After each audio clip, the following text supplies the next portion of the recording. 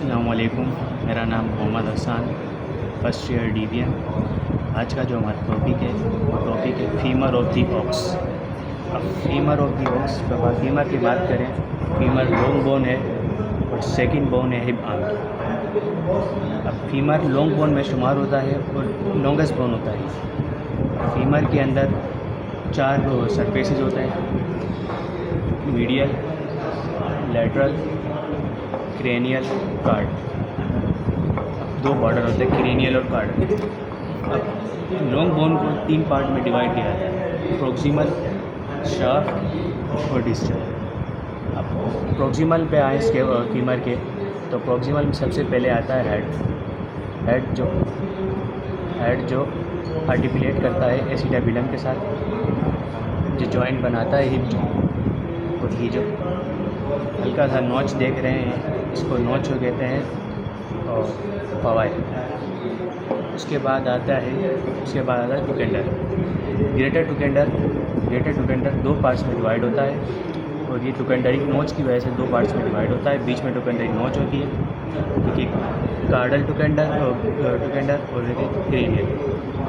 उसके बाद आती है स्केपुलर नेक, जो हेड को शेप के साथ जोड़ती है। स्केपुलर कह रहा हूँ फीमरल नेक, जो हेड को शेप के साथ जोड़ती है।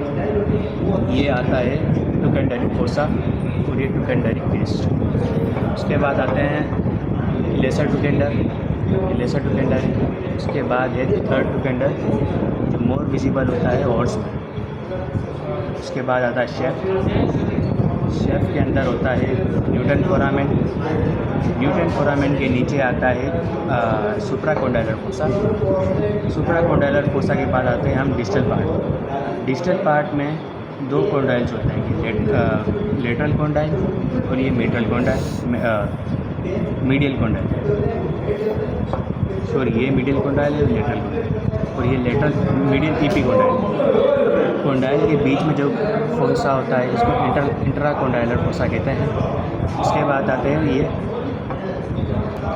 बाद आता है ट्रोकिलिया, जो मीडियल साइड पर है। ट्रोकिलिया के 2 ब्रिजेस होते हैं, मीडियल और लेटरल। अब ट्रोकिलिया ज्वाइंट बनाता है पटेला के साथ। पटेला जो लार्जेस्ट सीसामाइड बोन होती है। अब ये टोटल जॉइंट जो बनता है कोंडाइल्स का टिबिया के साथ और ट्रोकिलिया का उसके साथ पटेला के साथ। इस जॉइंट का जॉइंट जो बनाती है, इस जॉइंट को स्टीपल जॉइंट।